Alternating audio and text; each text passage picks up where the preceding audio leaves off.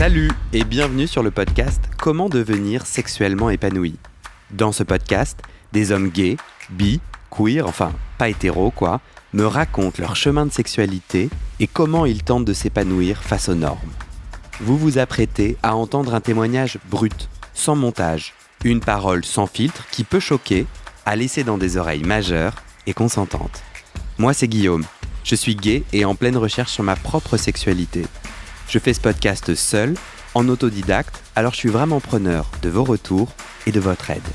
Partagez les épisodes qui vous inspirent et mettez 5 étoiles sur votre plateforme d'écoute ou un j'aime sur YouTube. L'algorithme se met alors à partager le podcast et ça m'aide à trouver les prochains témoignages.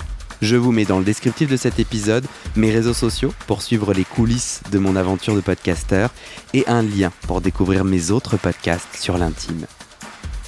Allez, bonne écoute et à très bientôt dans vos oreilles.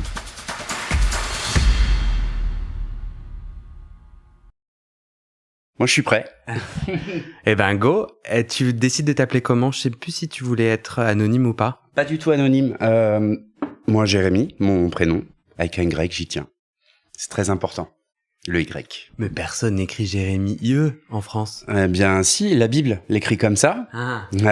Et puis souvent, les tantines avec qui je pourrais discuter, les dames d'un certain âge vont l'écrire IE, ce qui m'agace particulièrement. Pourquoi c'était important pour toi de témoigner? T'as eu envie, t'as eu un élan. Pourquoi? Eh bien, parce que je trouve que c'est important de montrer différentes choses, et ton podcast le fait.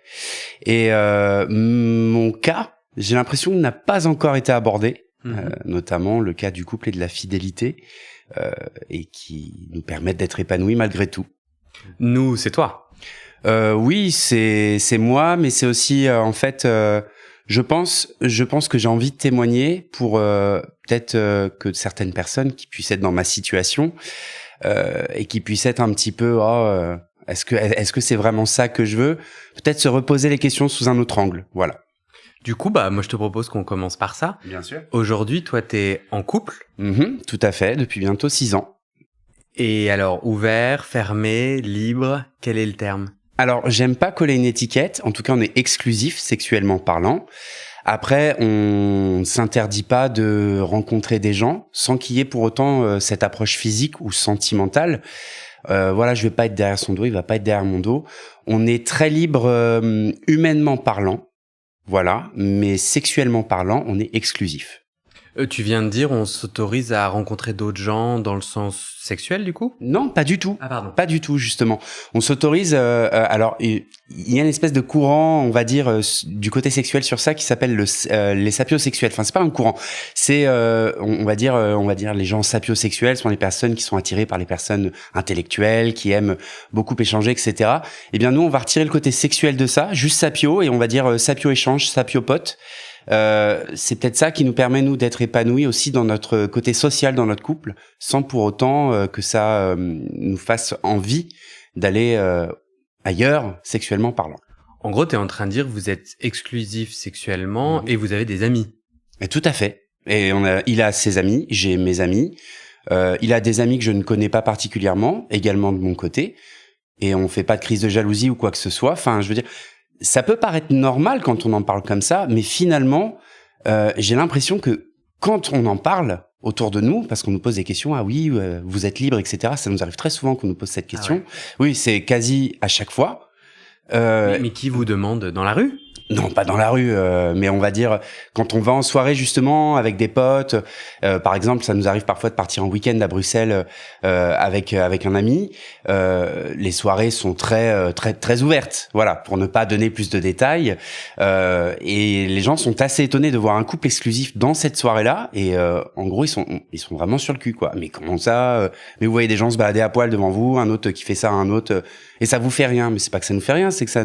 On vient pas là pour ça, en fait. On est là parce que nous, on aime faire la fête. Et puis, s'il y en a qui ont envie de s'éclater autrement, ils s'éclatent autrement. Point. Pour toi, ça a toujours été une évidence que tu voulais vivre dans un couple exclusif ou ça s'est fait en cheminant? Alors, ça n'a jamais été une évidence que je veuille être dans un couple tout court. Voilà. Et c'est pour ça que j'ai vraiment envie de parler de mon épanouissement parce que je ne me voyais pas du tout là-dedans. Je me voyais pas du tout être exclusif avec quelqu'un. de par ce que j'ai pu vivre avant.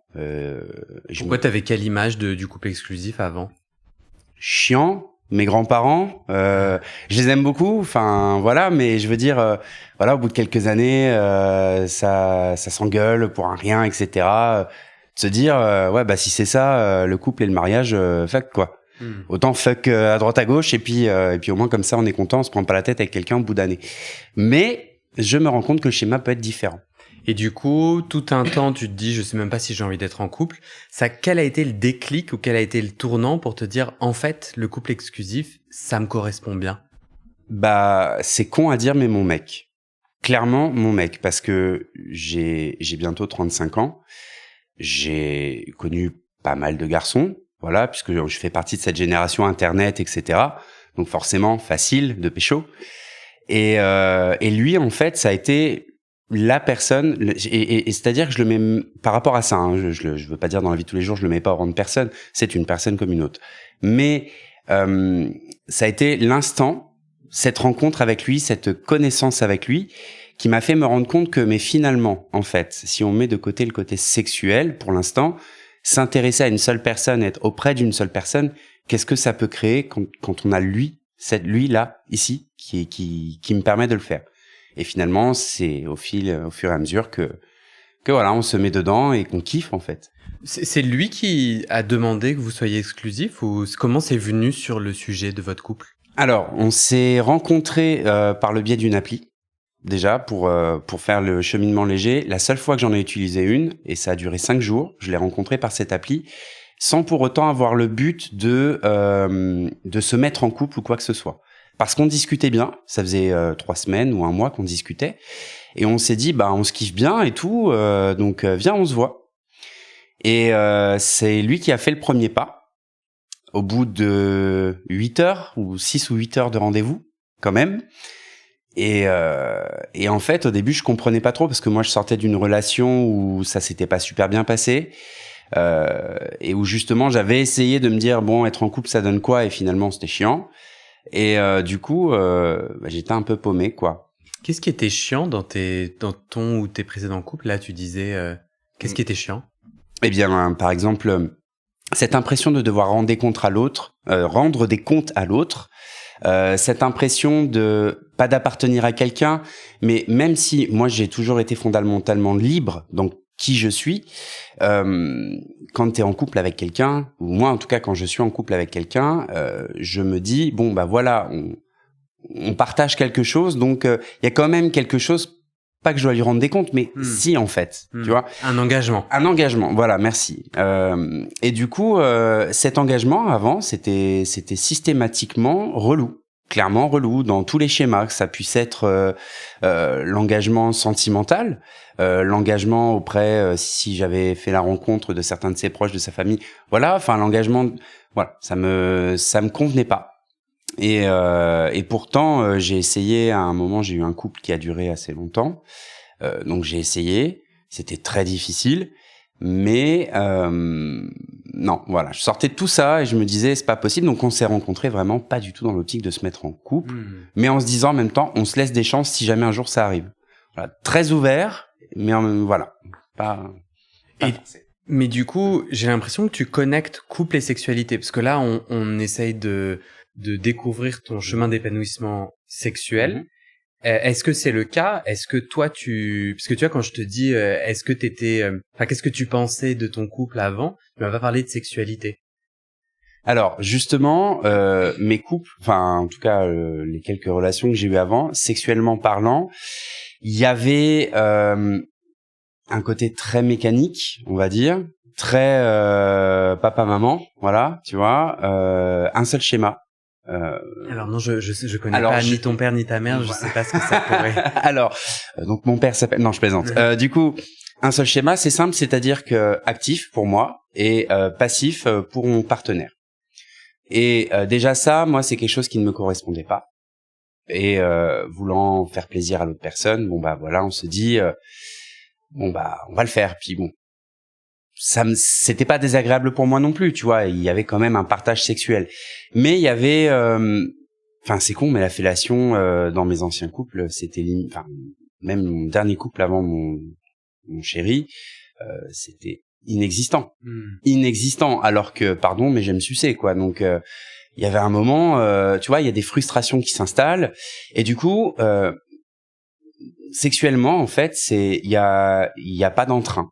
Il y a pas d'entrain, et aujourd'hui, justement, enfin. Mais du coup, avant qu'on parle d'aujourd'hui, pourquoi tu vis toutes ces années allant de couple en couple qui te déçoivent pour vivre ta sexualité? Pourquoi t'as pas tiré la conclusion, bon, moi, j'ai pour le moment pas envie de vivre ma sexualité au travers du couple, et je vais, cheminer, de partenaire en partenaire? Eh bien, sans doute, peut-être ce besoin d'être avec quelqu'un, peut-être ce besoin d'être accompagné, pas comme un pansement, mais plutôt comme un support, si tu veux, pour ne pas, parce que moi j'ai eu une adolescence quand même assez compliquée, très solitaire, et c'était peut-être le moyen pour moi de me permettre d'avancer dans ma vie, me construire, sans pour autant, en fait, la sexualité pour moi avant, oui, ok, c'est cool, on ken, etc., mais c'était vraiment pas quelque chose d'important, si tu veux. Donc moi, mon but principal avant, c'était vraiment d'évoluer, de m'en sortir et d'avoir une situation un minimum. Et donc le fait d'être accompagné par quelqu'un, même pas financièrement parlant, parce que là pour le coup pas du tout, mais au moins sentimentalement parlant, de pas être seul dans l'évolution, ça me permettait en fait peut-être d'avancer dans ma vie, quoi. Bien entendu, un voisin décide de faire du bricolage maintenant. Je sais absolument pas si ça s'entend dans le micro, mais je comprends pas pourquoi. En plus, on est au milieu de l'après-midi, pourquoi il a décidé de faire ça. Bon, on verra. Mais je trouve ça quand même assez intéressant parce que, en gros, tu dis jusqu'à mes 30 ans, la sexualité était pas vraiment importante pour moi. Moi, mon épanouissement, il était dans cette construction d'un binôme, d'un duo, c'est ça? Exactement. Et donc, t'étais pas particulièrement attiré par une sexualité hors de ce binôme, c'est ça? Exactement. Les moments où j'étais célibataire, bien entendu, t'as toujours des besoins, etc. Mais la sexualité a toujours eu, en fait, ce côté, je dirais pas inutile avant, pour moi, mais ça avait ce côté, ouais, ok, on verra plus tard. Voilà. Ça m'est déjà arrivé, j'appelle ça, je suis pas le seul, les périodes de jachère qui vont durer 1 an, mais vraiment parce que I don't give a fuck, quoi. En fait, c'était là j'ai un montage à terminer, ça va me prendre 3 semaines en mode gros geek, et ben ce sera 3 semaines en mode gros geek, et puis c'est tout, et puis après encore d'autres tafs et d'autres missions et d'autres machins.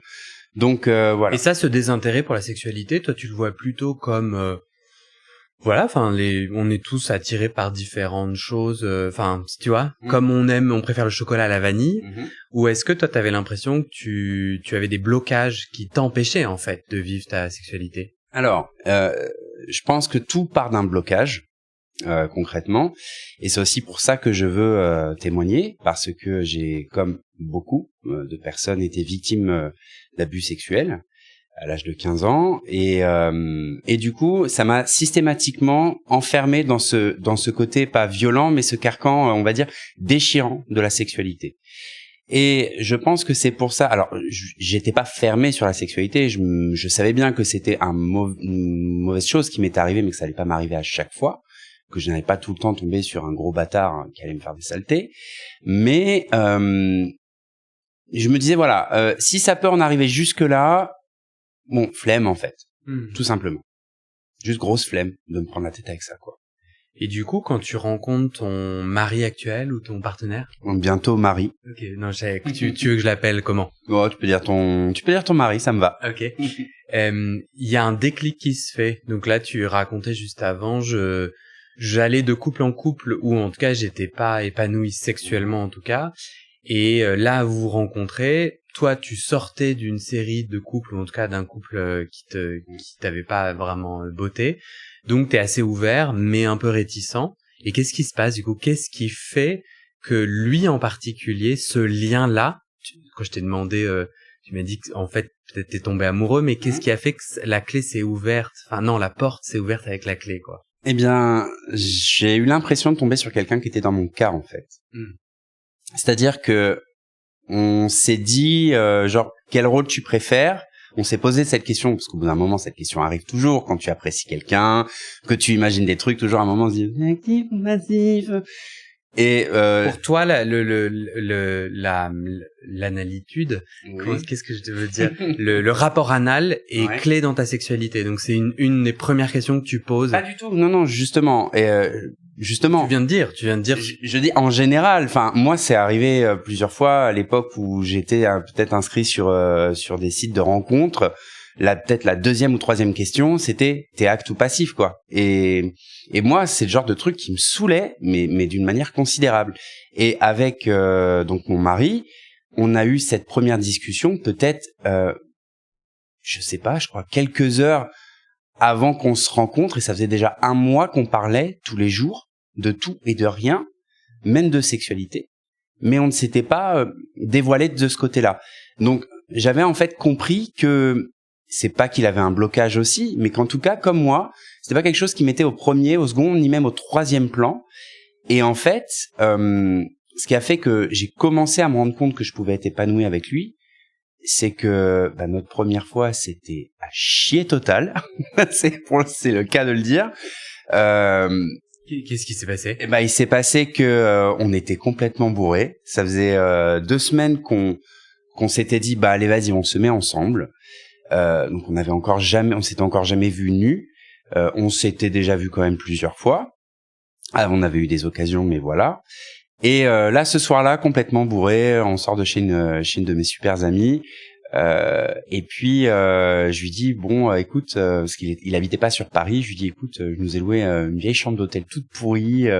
Viens, on y va juste pour le fun, tu vois. Et puis on s'en fout, quoi. Puis de toute façon, vu l'hôtel. Je te promets, c'est pas loin de là où on est aujourd'hui.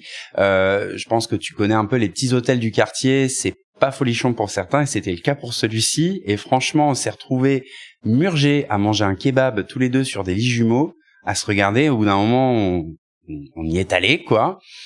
J'ai décidé d'être actif. Ma tête avait décidé seulement, pas ma bite, quoi. Donc impossible de faire quoi que ce soit. Et puis au moment où enfin j'arrive à pouvoir être actif, précoce, le truc qui m'arrive pas, donc la honte dans ma tête. Et là je me dis mais fuck. Précoce, ça veut dire t'as éjaculé plus rapidement que d'habitude. Instantanément limite, tu vois, genre et j'ai pas compris en fait. Et sur le coup, il m'a regardé, il m'a fait c'est pas grave, c'est la vie, enfin on s'en fout et tout, viens, on se fait des bisous, on dort et puis voilà, quoi. Et en fait, déjà rien que ça, je me suis dit OK, ça fait 1 mois qu'on se parle. Le mec, il m'envoie tous les signaux pour me dire que je lui plais, qu'il veut faire quelque chose d'intéressant avec moi, qu'il aimerait bien peut-être aller plus loin avec moi. Il vient de se passer ça. On pourrait peut-être tenter quelque chose, parce qu'il a quelque chose dans la tête aussi qui va plus loin que voir ces clichés que je m'étais mis dans l'esprit de me dire un mec va vouloir absolument que tu sois performant au lit tout le temps, etc. Et finalement, alors je dis pas qu'il est unique, il y a plein d'autres hommes comme lui qui ont cet esprit-là, mais j'avais jamais eu l'occasion de tomber sur quelqu'un comme ça. Et je pense que c'est ça qui a fait qu'il y a eu ce petit déclic en fait. Du coup, à partir de là, vous pouvez développer une sexualité qui te correspond plus, en tout cas, j'imagine, dans la confiance. Enfin, t'as l'air de décrire quelque chose. Ce qui t'a plu, c'est cette absence de performance, ou en tout cas de jugement autour de la performance. Comment vous avez créé une sexualité de couple exclusif qui te rend heureux? En fait, s'il y a des gens qui sont en couple exclusif et qui ont envie d'une recette, selon toi, celle qui a marché pour toi, c'est laquelle? Alors déjà, c'est celle de prendre son temps, de pas rush, parce que ça sert à rien. Et puis surtout, moi c'est con, mais en fait l'idée ça a été, j'ai toujours eu cet esprit-là, mais surtout avec mon mari, de me dire en fait, si moi je prends pas le plaisir et qu'il en prend pas en même temps, ça sert à rien de creuser pour l'instant ce côté-là. On pourra peut-être le creuser plus tard, mais en fait c'est d'y aller à tâtons au début. Pas se dire cash, alors toi tu veux quoi, t'aimes quoi, etc. Parce que finalement il y avait des choses que je pensais ne pas aimer et qu'avec lui, waouh. Tu peux donner un exemple? Un exemple, me faire déglinguer, voilà, clairement, pour utiliser les termes me faire déglinguer. Ça veut dire quoi pour toi? Bah simplement quand je suis passif, qu'il y aille comme il faut, quoi. Voilà, ouais. Bah, je pense que le terme est concret pour tout auditeur ou toute auditrice. Eh bien, je pense pas. Parce qu'en fait, on peut se faire déglinguer de plein de façons différentes. C'est vrai. Et toi, Jérémy, du coup, toi, c'est l'intensité de la pénétration anale, Exactement, l'intensité de la pénétration anale et la vitesse du va-et-vient, okay. Ainsi que le côté percute okay. Qui me plaît. Okay. Voilà. Et dans une position en particulier? Pas particulièrement, justement.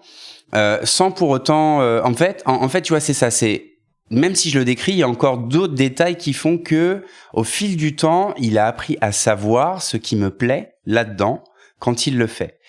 Et du coup, ce qui s'est passé, c'est que toi, tu dis, en gros, mes 2 recettes, c'est on prend le temps, on y va à tâtons. Et si on pense qu'il y a des trucs qu'on n'aime pas, on laisse une porte ouverte. C'est ça que j'ai entendu. Exactement. Mais du coup, comment, lors de vos rapports sexuels, comment ça s'est passé pour cette découverte du déglingage? C'est soudainement, il y allait plus vigoureusement.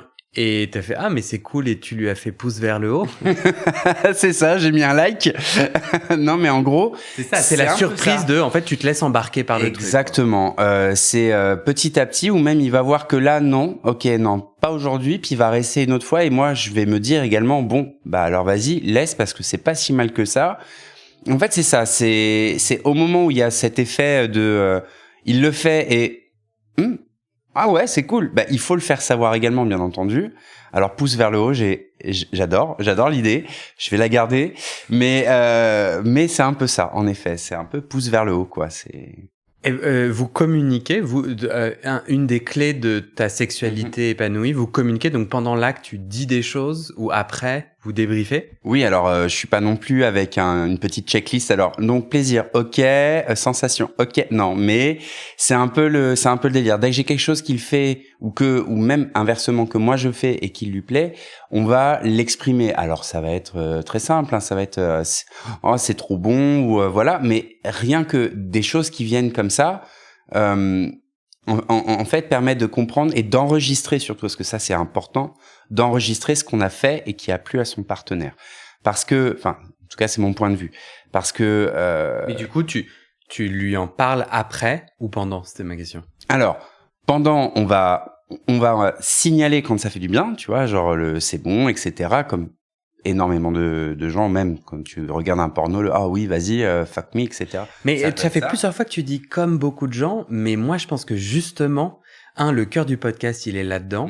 C'est-à-dire, on imagine tous que comme beaucoup de gens, mais en vrai, moi ce qui m'intéresse, c'est toi, et tu serais très étonné qu'il y a plein de gens là moi j'ai eu des rapports sexuels avec des gens qui sont mutiques. Ah oui. Du coup, toi, tu dis c'est bien. Est-ce que tu gémis ou est-ce que tu dis des mots genre c'est bien? Genre bah ça va être les deux. Okay. Ça va être les deux. Et on va aussi après pouvoir en parler après. Parce que c'est ce que tu avais posé comme question, est-ce qu'on en parle pendant et après? Après, il y a aussi, on se met autour d'un thé et on décide de faire un point. Non, on ne fait pas un débrief de notre rapport sexuel, mais c'est vrai qu'on va en parler. Ou par exemple le lendemain, ah bah purée, quand tu me fais ça, chérie, waouh quoi. Enfin, j'ai kiffé, tu vois. Et il y a un sous-entendu dans ta réponse que faire un débrief serait quoi? Trop mécanique, trop industrialisé. C'est quoi le problème de quand c'est bon pour l'un et l'autre de dire bah alors t'en as pensé quoi? C'est quoi le problème d'un débrief en fait? Il n'y a aucun problème, mais je pense que j'utilise ces termes-là par force de questions et de jugements qu'on aurait pu émettre sur le couple, sur mon couple que j'aurais pu entendre. Et forcément, voilà, c'est des jugements assez généraux. Justement, tu disais, il faut que je parle plus de ce que moi je ressens là-dessus. Mais viens, on s'en fout des jugements. Du coup, toi, tu cherches à faire un débrief après tes rapports sexuels. Concrètement, ouais. mais ouais. Et toi, c'est quoi le jugement qui t'effraie là? C'est que du coup, on dise quoi? Qu'est-ce que on va dire quand tu dis bah moi j'aime débriefer le cul avec mon amoureux? Peut-être de dire ouais ok le gars dit qu'il est épanoui dans son côté exclusif, mais Théma en fait sa vie c'est une PME quoi. Voilà, tu vois, genre sa société c'est une PME, genre l'ennui en fait. Et justement, il y a ce côté où l'ennui est beaucoup trop facilement collé sur certaines choses qui sont en fait très très bénéfiques. Et c'est ce que j'ai aussi appris parce que avant, je pensais comme ça en fait, tout simplement. Et c'est ce que j'ai appris avec lui, c'est qu'il y a beaucoup de choses finalement qui ne sont pas si ennuyeuses. Mais après, en vrai, toi, t'es pas le porte-parole des couples inclusifs et tu peux aussi, dans ton témoignage, amener de la complexité et dire, enfin, si c'est vrai pour toi, en fait, parfois ça me saoule, parfois je m'ennuie. En tout cas, je pense que c'est l'invitation là de ce témoignage, parce que sinon, si tu mets des couches où tu vois, tu dis des choses par rapport à ce que tu penses qu'on va penser, du coup, nous, on comprend plus, quoi. Enfin, en tout cas, moi, j'ai plus de mal à comprendre. Okay. En tout cas, toi, dans cette démarche de mise en mots et de débrief, quand c'est bon pour vous, ça a vachement, ça vous a vachement connecté sexuellement, ça vous a vachement aidé. Exactement. Ça nous a vachement aidé parce que, ça nous permet, comme je disais avant, d'enregistrer ce que veut l'autre. Ça lui permet de savoir ce que moi je n'aime pas aussi. Ouais. Ça me permet de savoir ce qu'il ne veut pas que je fasse.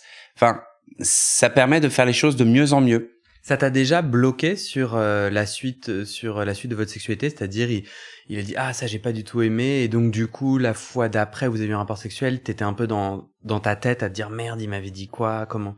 Est-ce que ça te met une pression ou jamais tu l'as senti? Non, j'ai jamais senti de pression parce que justement, en fait, on a cette facilité à enregistrer, c'est vraiment le terme en fait.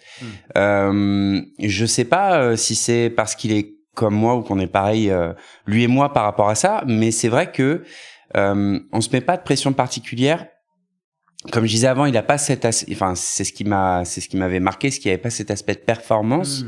Comme il n'y a pas cet aspect aussi de devoir absolument enregistrer ce que veut l'autre. C'est-à-dire qu'en fait, on fait attention à ce qu'aime l'autre, etc. Mais si à un moment on retente quelque chose, et c'est pour ça que je parlais de garder une porte ouverte, nous c'est ce qu'on a fait, on retente, et si ça plaît toujours pas, on va pas s'en vouloir. Voilà, on va pas se dire merde, il me l'avait dit déjà. Non, on réessaye, on retente, et finalement, ça marche quoi. Est-ce que toi, quand t'as fait la demande de débrief, tu vois, en gros, moi, ça m'est déjà arrivé qu'après un rapport sexuel, moi, j'adore les débriefings. Moi, je suis pour la communication et donc souvent, je dis, comment ça se fait, même si pendant on a discuté et puis j'ai senti et vu des choses, j'aime bien demander quoi, qu'est-ce qui s'est passé, comment. Et très souvent, les mecs sont mal à l'aise. Bon, après, moi, je pense que je dois avoir aussi un aspect peut-être un petit peu brusque ou peut-être je communique pas bien, tu vois, mais ou très acéré parce qu'en fait, je sais ce que je veux et je sais comment je le veux et donc peut-être ça, c'est peut-être pas très agréable. Mais en tout cas, souvent, les gens sont un peu évasifs et vite on change de sujet. Toi, quand tu lui as proposé, quand tu lui as dit viens, on en parle, il était plutôt d'accord? Eh bien, au début, je pense qu'il s'est un petit peu forcé. Parce que il avait pas cette habitude vraiment de devoir décortiquer, faire la psychologie de notre rapport sexuel, si tu veux. Mais il a pas été contre. Parce que toi, tu demandes un décortiquage. Tu demandes les plus et les moins. Toi, qu'est-ce que tu demandes du coup? Comment ça se passe un débrief? Alors, c'est pas que je demande un décortiquage, mais c'est que moi j'aime bien voir justement les différents aspects, les différents prismes des choses. Donc, par exemple, hier, je t'ai mis un doigt, c'est marrant, mais t'as kiffé, mais qu'est-ce que t'as kiffé dedans? Et genre, ouais, j'ai kiffé. Non, mais vraiment, c'est le fait que je passe le doigt un peu autour, le fait que, parce que tu vois, genre, j'aimerais savoir. Et en fait, c'est cet aspect-là, au début, qui le mettait un peu mal à l'aise, en effet. Ah ouais. Aussi, ouais. Voilà, mais il était pas non plus fermé parce dans sa tête, et c'est ce que j'ai compris, je le comprends maintenant et je le sais, c'est que, il aime bien chercher à il aime bien chercher à comprendre les choses qui peuvent se passer entre nous. Et inversement, moi c'est pareil. Moi j'aime bien chercher à comprendre. J'aime bien, on va dire, prendre du recul sur ce qu'on a fait, sur ce que. En tout cas, dans ses habitudes, c'était pas là la discussion autour de la sexualité. Et donc ça, il a fallu un peu pour lui l'apprendre. Toi, ça t'est venu comment? Cette idée d'utiliser la communication pour mieux kiffer? Alors c'est naturel. Alors voilà, c'est naturel. C'est la communication. Enfin, j'ai été élevé comme ça. J'ai toujours beaucoup parlé avec ma mère, avec mon père. Donc, en fait, chez moi, c'est naturel. Et chez lui, beaucoup moins. beaucoup moins, malgré sa grande ouverture d'esprit, etc. Et il n'avait pas cette habitude vraiment de communiquer des choses internes. Tu vois, les choses que tu vas ressentir, et que ce soit sur le plan sexuel ou sur le plan même sentimental. Hein. Il n'était pas très expressif avant. Aujourd'hui, en fait, il a appris à se sentir épanoui sur sa façon d'exprimer ses sentiments. Et comme moi, j'ai appris à me sentir épanoui sur ma façon de vivre ma sexualité, d'exprimer mes sentiments avec lui et de ne pas en avoir honte, surtout. Parce que avant, ça m'arrivait en effet d'avoir cette envie de communiquer, mais de tomber face à un mur. Complètement. Alors que la personne aurait pu être, on va dire, très communicante dans la vie de tous les jours, très ouverte, etc. Mais lorsque ça arrivait sur le côté, sur le plan couple et surtout le plan sexuel, c'était limite, parfois, ça a été un problème. Et du coup, ça m'effrayait pas mal, ce qui rendait justement ce côté que le sexe était, on verra plus tard, quoi. Parce que si je peux même pas débriefer, alors c'est nul. En 6 ans de couple, tu dirais que t'es amoureux? Totalement. Et il s'empressa de s'approcher du micro pour dire oui.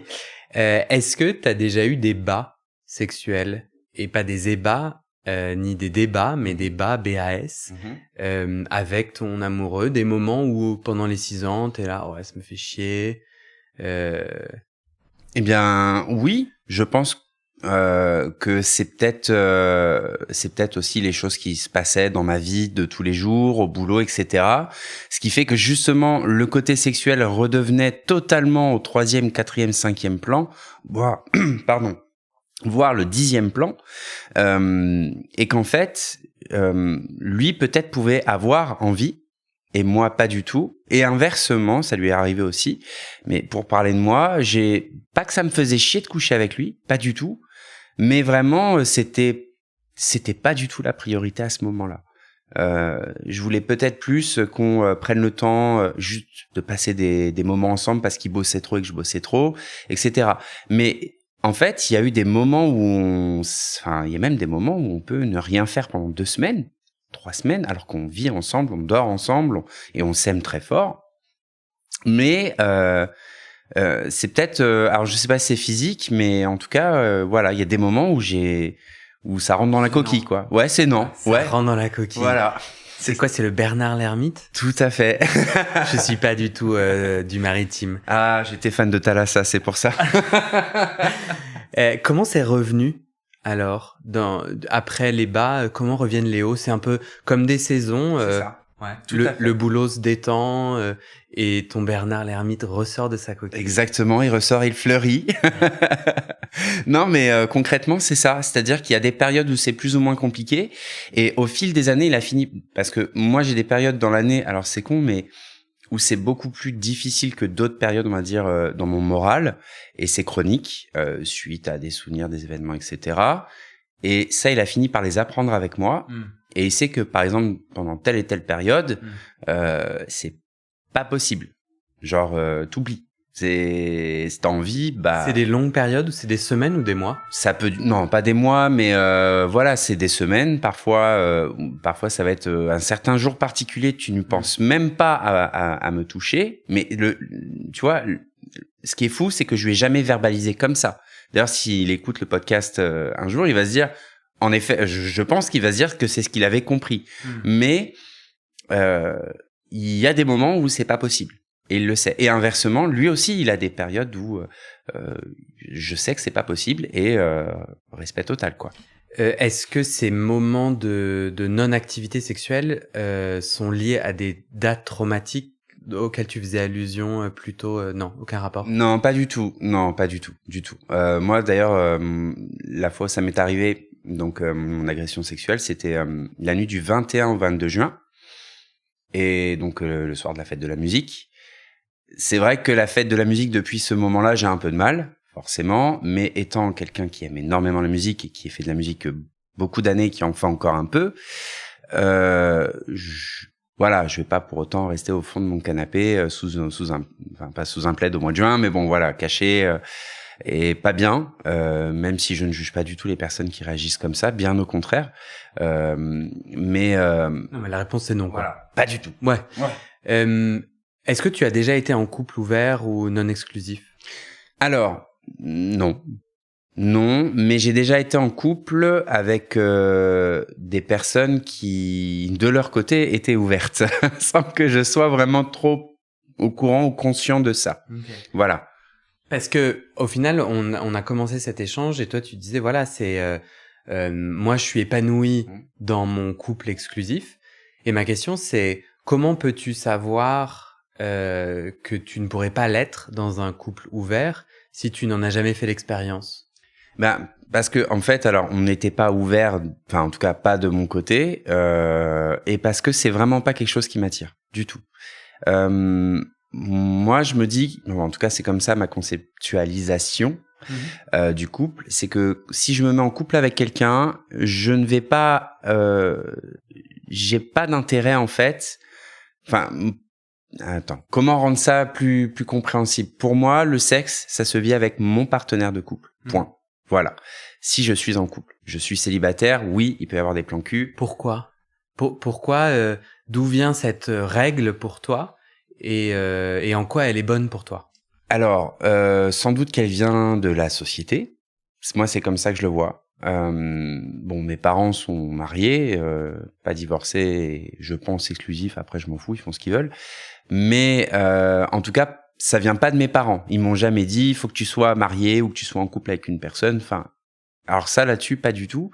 Je pense vraiment que c'est cette habitude, tu vois, sociétale de voir les couples, que ça évolue bien à deux. Et enfin voilà. Mais ça m'intéresse pas, mais vraiment pas. Alors que ce que je disais tout à l'heure, on peut aller en soirée, rencontrer des gens qui eux vont être en couple ouvert. On connaît quelques couples qui sont ouverts et avec qui on s'entend super bien et pour lesquels on n'a aucun, si tu veux, aucune mauvaise idée ou aucun jugement, tu vois. Mais ça t'intéresse pas et ça t'intéresse pas d'essayer, quoi. Pas du tout. Ouais, voilà, c'est ça. Pas du tout. Et en même temps, je vais pouvoir en parler avec ceux qui sont en couple ouvert ou qui vont me dire, bah tiens, nous on fait comme ci, comme ça. Ah ouais, enfin, tu sais, ça m'intéresse, tu vois, de savoir. Ouais. Mais pourquoi, qu'est-ce que en étant en couple exclusif, et donc en ayant des rapports sexuels avec une seule personne, de quoi tu prends soin? Qu'est-ce qui a de la valeur pour toi dans ça? Enfin, en fait, j'essaie de comprendre ta démarche et pour le moment, tu me dis, bah, en fait, j'ai pas envie d'avoir des rapports sexuels avec d'autres gens. C'est complètement recevable et il y a pas de sujet. Mais j'entends depuis le début de notre échange que pour toi, le couple, ça représente quelque chose d'important. Et je me demande, au début, tu disais c'était pour me réparer. Et aujourd'hui, du coup, le couple, pourquoi le couple aujourd'hui dans ta vie? À quoi sert ton couple? Enfin, servir, c'est pas le bon terme, mais quand tu prends soin de ton couple et de ton lien sexuel avec une seule personne, tu prends soin de quoi? Concrètement, de moi, en fait. Je prends soin de moi. Ouais. De ma stabilité personnelle, de mon confort dans la vie. Quand je dis confort, je parle pas spécialement d'avoir un toit au-dessus de la tête. Je parle du confort dans ses baskets, d'être bien dans ses baskets. Pour toi, si tu n'étais pas en couple, tu pourrais moins facilement être bien dans tes baskets? Oui, complètement, je pense. Et puis surtout... Pourquoi? Bah parce que en fait, si tu veux, même si on fait les choses pour soi... Ah non, je reprends. Même si je fais les choses pour moi, j'aime bien quand même savoir que quelqu'un qui compte pour moi, en est fier, en est content. Et surtout, savoir aussi que ça peut aider cette personne qui est avec moi à, elle aussi, accomplir ses buts et ses tâches dans sa vie. En fait, si tu veux, pour moi, le couple, c'est ma vision. Enfin, en tout cas, mon couple, c'est ce qui me permet, moi, de continuer à évoluer et de continuer à devenir quelqu'un de meilleur aussi. Parce que je considère que je suis une meilleure personne depuis que je suis avec lui. Et que mes ex aussi m'ont rendu meilleur, malgré le côté beaucoup moins sympathique de mes relations passées. Et je pense que ce dont je prends soin, vraiment, en étant et en préservant mon couple, c'est de moi. Préserver parce que, selon toi, si tu avais des rapports sexuels avec d'autres personnes, il pourrait en être affaibli? Oui. Moi, je pense que si on avait des rapports sexuels, enfin, si moi, en tout cas, ou lui en avait avec d'autres personnes, Mais je pense que il y aurait plus cette harmonie qu'on a aujourd'hui, tu vois. Comment tu sais? Alors là, je saurais pas te dire comment je sais ça. C'est un ressentiment, sans doute. Tu sais, ce que moi j'appelle les idées. Non, c'est pas les idées, c'est pas les pensées télépathes, mais en gros, c'est de me dire que si je lui fais ça, c'est ce qui va se passer pour lui dans sa tête. Ça va détruire ça pour lui. Ça peut lui briser ça, et inversement, je pense qu'il se dit aussi la même chose de ça, quoi. Donc, ouais, voilà. Mais je trouve ça vachement intéressant parce que moi personnellement, j'ai pas d'avis. Moi, j'ai pas d'avis ou je sais pas. Je suis pas en couple et je sais pas quel couple je veux et j'ai jamais été en couple libre, donc juste pour parce que peut-être qu'on peut croire que moi je suis en train d'essayer de pousser un sujet, pas du tout. Mais c'est intéressant parce que tu dis que le couple exclusif, c'est la société qui t'a dit qu'il fallait faire ça, ou en tout cas, tu regardes que tout le monde le fait, et que pour toi, le rapport sexuel hors du couple peut le fragiliser, et qui est aussi en fait une norme sociale. Tout à fait. Et je trouve ça vachement intéressant parce que moi, c'est des sujets qui m'intéressent, justement, de me dire comment je me libère de ce que les autres font pour faire moi ce qui est mieux pour moi, tu vois. Et c'est possiblement un couple exclusif ou pas, hein. Tu parlais, et c'était un des sujets dont on a discuté en pré-entretien, tu parlais au début d'abus sexuels. Pendant le pré-entretien, tu parlais de harcèlement, et je t'ai demandé, tu m'as dit que tu étais OK d'en parler. Ça a eu quel impact pour toi? J'ai cru entendre que ta recherche de couple venait un peu de ça aussi. Est-ce que tu veux dire en quelques mots ce qui s'est passé et quel impact ça a eu justement sur ton cheminement de sexualité? En quelques mots, concrètement, j'ai pas pu du tout passer mon bac à cause de ça. J'ai dû arrêter le lycée parce que j'étais harcelé tous les jours au lycée, sur le chemin, et même quand j'allais me balader dans la ville d'où je viens, en Seine-et-Marne. Et l'impact que ça a eu, c'est qu'en fait, j'étais pas ce qu'on appelle quelqu'un de discret, même pas du tout, mais je ne faisais confiance à personne. C'est-à-dire que parmi les harceleurs, certaines personnes m'ont fait des propositions tout à fait concrètes, en gros, je veux que tu me suces la bite, etc. Mais là, t'as quel âge? Là, j'ai 35 ans. Non, pardon. Oui, non, mais à l'époque, j'ai 15 ans. 15 et donc, c'est des gens dans ta classe? Pourquoi? Pas dans ma classe, dans mon lycée. Et ils ont été au courant du fait que j'étais homo parce que une personne mal intentionnée l'a dit à une personne mal intentionnée, etc., etc. Et cette personne mal intentionnée était la première personne dont j'étais amoureux. Donc voilà d'où vient le harcèlement. Et en fait, je pense que il était généralisé, c'est-à-dire il y avait sans cesse, parce que tu disais sur le chemin de l'école, du lycée, ou même quand je me baladais dans la ville, pour que je me rende compte, c'est combien de personnes qui te harcelaient? Alors, j'ai jamais réfléchi à ce combien. Pour moi, c'était général. Tu vois ce que je veux dire ou pas? L'envahissement du harcèlement. Certainement. C'était général. C'est-à-dire que je ne pouvais pas sortir sans avoir un couteau papillon sur moi, de peur de devoir me défendre. Et ça m'est déjà arrivé de devoir le sortir. Donc, en fait, et tout ça partait de la personne dont j'étais amoureux. Et je pense aussi que si j'ai cette importance sur le couple, en fait, c'est que je me dis que lui, j'ai pas pu lui faire confiance à cette époque. Et aujourd'hui, j'arrive enfin à pouvoir faire confiance à quelqu'un dont je suis amoureux.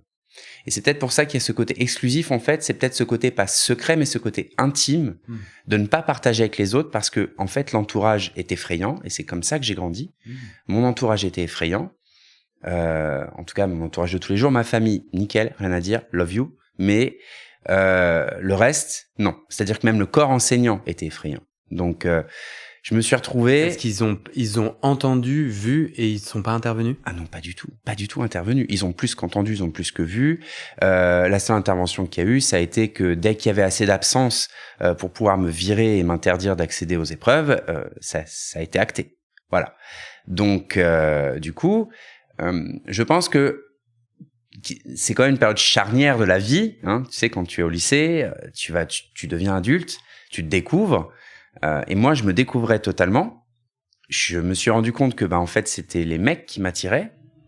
Et là, la seule personne en qui j'ai confiance pour lui dire, parce que, bref, j'ai pas envie d'aller plus loin dans le passé, mais je me disais que je pouvais lui faire confiance. Eh bien, pas du tout. Et patatras. Voilà. Et donc, tout s'est cassé la gueule. Et du coup... Ça a duré combien de temps, ce harcèlement? Ça a duré de ma seconde... En fait, ça a duré seconde, première et deuxième première. Donc, 3 années scolaires de suite. Est-ce que t'as pas pu changer de lycée? Pas du tout. Pas du tout pu changer de lycée. Non. Donc, voilà. Pour des raisons... Pour des raisons familiales, des raisons financières également, parce que ça impliquait de l'endroit où je vivais un coût particulier pour pouvoir m'y rendre. Donc en fait un peu coincé quoi. Et ça s'est arrêté au moment où les harceleuses, c'était que des garçons? Non, c'était des deux. Ouais. Ils ont passé le bac, donc ils ont quitté le lycée, c'est ça que je comprends? Non, c'est-à-dire que c'est moi qui, au fur et à mesure, à force d'être effrayé d'aller en cours, ai fini par ne plus y aller parce que j'étais ensuite suivi pour voilà, parce que je faisais de la dépression, enfin forcément, hein. Et médicaments faisant que beaucoup de mal à me lever le matin, beaucoup de mal à arriver à l'heure en cours, donc beaucoup de raisons pour que le lycée me vire et le lycée m'a viré. Point. Et voilà. Donc après, je me suis retrouvé encore 6 mois coincé à la maison chez mes parents toute la journée quand eux travaillaient. Ça les rendait tristes de voir que, parce que j'étais pas un si mauvais élève que ça, que en fait je me faisais chier. Je faisais rien de mes journées. J'étais shooté aux médicaments et ça s'arrêtait là. Donc du coup, ouais, voilà, un peu chiant. Ouais. Et comment t'as rebondi de cette période? Enfin, comment? Donc je comprends que tu refais une autre première dans un autre lycée? Non, dans le même lycée. En fait, et du coup, t'arrêtes tes études à ce moment-là? Voilà, j'arrête mes études à ce moment-là. En fait, ce qui s'est passé, c'est que en seconde, j'avais émis des vœux d'orientation et de boulot futur, donc dans le cinéma. Et on m'a dit si tu veux faire du cinéma, et ça va faire marrer je pense pas mal de gens, il faut faire scientifique parce qu'il faut développer les pellicules et savoir manipuler les produits chimiques. On parle de ça, on était en 2001 si je ne m'abuse, ou en 2000. Non, pardon, un petit peu après, en gros avant 2005, parce que j'ai eu 18 ans en 2005 et que j'avais déjà quitté le lycée. Le numérique arrivait déjà et moi j'étais stop, enfin on n'en est plus là. Donc on m'a mis de force et contre mon gré en scientifique, où j'ai le harcèlement d'un côté par rapport à ma sexualité me posait des gros problèmes, mais en même temps en cours je n'y arrivais pas parce que moi je voulais faire littéraire et qu'en maths, certes j'adore les maths, j'adore les sciences, mais les exponentielles j'en ai rien à foutre. Donc concrètement j'étais en dépression sur 2 plans. Et heureusement que ma famille était soudée à ce moment-là, parce que je pense que ça, si j'avais eu ça en plus, ça aurait été très difficile.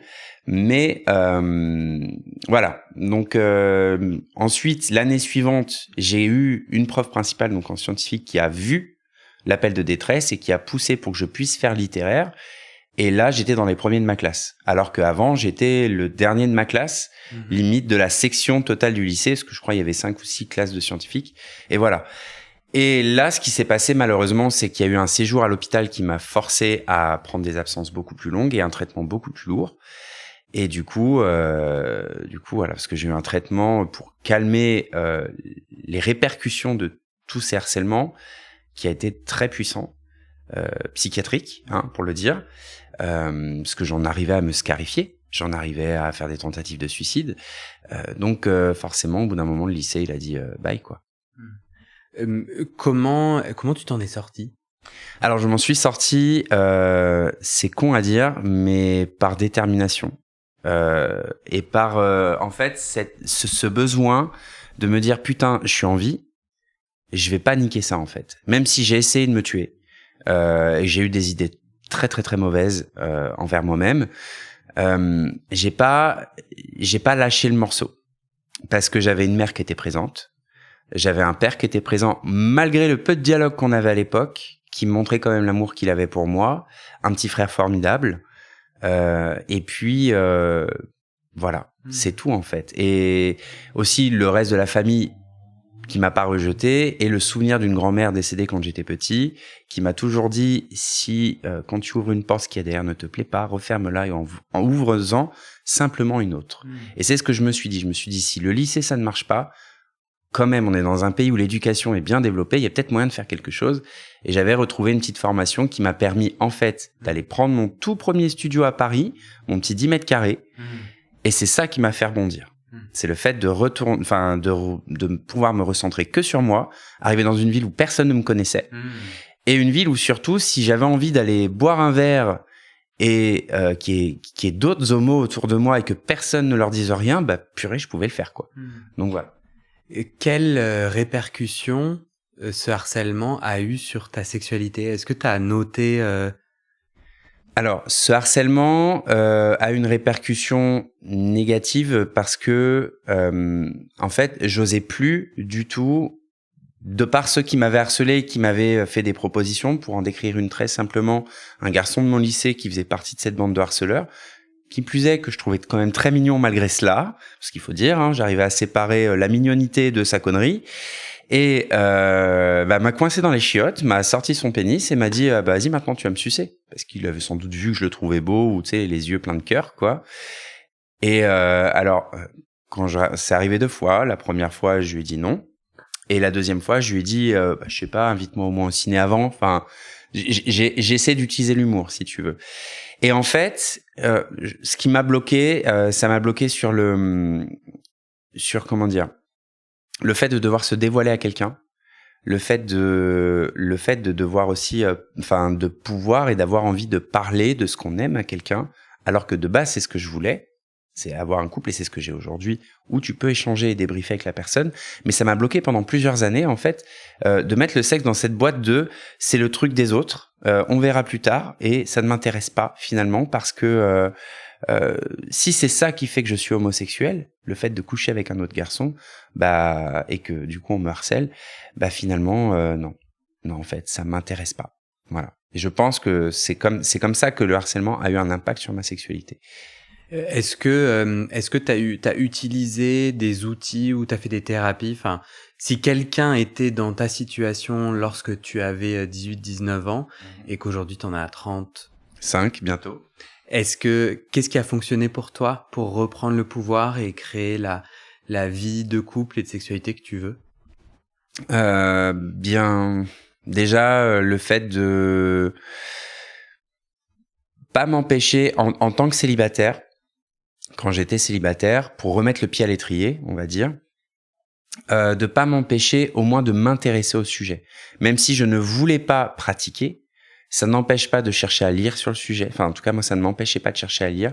Je suis quelqu'un qui aime bien apprendre des choses. Donc, pourquoi est-ce que tout le monde dit que l'orgasme prostatique, voilà. Tu vois, ça a été un sujet, par exemple, qui m'a suivi le fil de ta curiosité. Exactement. Parce que je me suis toujours dit qu'on s'est pas gravé dans le marbre, tu vois. C'est pas un truc, la sexualité, et ça va te parler, toi qui fais de la poterie, c'est comme quand tu casses un vase, mais que tu le répares derrière. Tu peux quand même le réparer, et il aura quand même toujours une histoire derrière, et quelque chose qui fait que il peut toujours avoir son utilité de vase, puisque tu l'as réparé. Tu connais le nom de l'art japonais? Je le cherche, mais je ne le retrouve plus. Moi non plus, je le connais pas, mais c'est un art japonais où oui, tu reprends les bouts brisés que tu recolles avec de l'or. C'est ça. Oui, et c'est exactement comme ça. Enfin, si là aujourd'hui, parce que là, ce qui m'inspire, c'est ce que je vois autour de moi, les différentes poteries que je vois autour de moi. Si aujourd'hui parce qu'on est chez moi. Voilà, parce qu'on est chez toi. Et que j'ai mes poteries que je vends pour Noël. Et qui sont magnifiques, je vous le dis. Et c'est pas lui qui m'a demandé de le dire. Non, mais du coup, elles sont toutes sorties. Voilà. Mais en gros, voilà, c'est comme ça que je vois la sexualité. C'est ce côté où tu vas pouvoir réparer quand même quelque chose, même si ça prend du temps, même si ça t'oblige à avoir des matériaux spéciaux que tu vas devoir aller chercher. C'est pas grave, tu peux y arriver. Et c'est ça, en fait, moi, qui m'a permis d'éviter de rester enfermé, de ne plus jamais, je pense, de ne plus jamais chercher à vivre une sexualité épanouie. C'est que je me suis quand même dit, suis ta curiosité, dis-toi que c'est possible de changer ça et de rendre ça meilleur. Donc, intéresse-toi au sujet, et à différents sujets. Peut-être qu'il y a des trucs qui peuvent t'intéresser, et voilà. Imagine, on se retrouve dans 2 ans, 5 ans, on refait un épisode. T'aimerais me raconter quoi sur le chemin de sexualité que t'as pris? C'est quoi la suite là pour toi? Qu'est-ce que tu t'espères? C'est quoi le terme? Qu'est-ce que tu te souhaites? Qu'est-ce que je me souhaite? Quelle expectative ai-je envers moi-même? Est-ce qu'il va m'arriver? Que je sois toujours heureux dans mon couple, bien entendu. Après, j'en ai pas de doute particulier, mais tout peut arriver dans la vie, bien entendu. Et puis, j'espère pouvoir te dire aussi que sexuellement, c'est encore plus le kiff. Et qu'on aurait peut-être, je sais pas, ouvert un OnlyFans pour le fun, parce que même si on est exclusif, ça peut être marrant de filmer ça et puis de le foutre sur Internet, tu vois. Ah, OnlyFans, c'est un compte... Ouais, d'ailleurs, c'est pas bien, mais j'ai cité... Non, je veux dire, c'est pas bien, j'ai cité un nom, alors qu'en fait, j'aurais pu dire simplement diffuser... j'aime pas faire de publicité à des grosses sociétés comme ça. Mais toi, ça t'exciterait de filmer vos ébats sexuels et de les mettre sur Internet? En tant qu'ancienne personne qui faisait de la vidéo pour gagner sa vie, oui. Surtout que on a déjà tripé un peu là-dessus avant. Et c'était plutôt marrant. Mais sans pour autant qu'on puisse nous reconnaître, tu vois, garder ce côté anonyme, ce qui va être un peu difficile pour moi parce que j'ai des tatouages sur les mains, enfin j'ai des tatouages assez particuliers, c'est-à-dire que c'est pas Betty Boop que j'ai tatoué sur le haut de la cuisse, c'est des trucs que tu retrouves pas sur tout le monde et du coup on pourrait me reconnaître assez facilement, mais d'un autre côté je m'en fous un peu, je suis pas président de la République et si même je l'étais, j'ai envie de te dire ouais super, t'as vu c'est moi, ok voilà.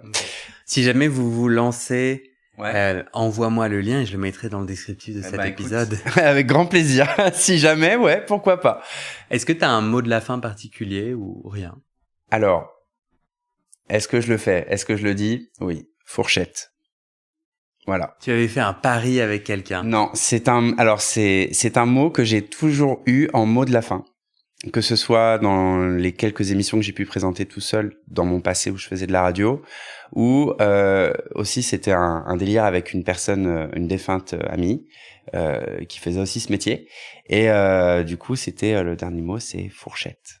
Et qu'est-ce que ça t'inspire? Ça t'amuse? Ça m'amuse et en même temps, ça veut dire que il y a plusieurs branches, plusieurs choses, plusieurs axes autour de nous, plusieurs choses dans la vie qui nous permettent, en fait, même si on n'y touche pas, qui nous permettent de voir comment vivent les autres et de mieux s'adapter aux autres et du coup de mieux parfois se comprendre soi-même.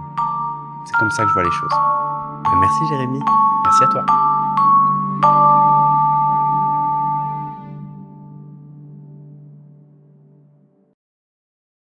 Et voilà, c'est la fin de cet épisode.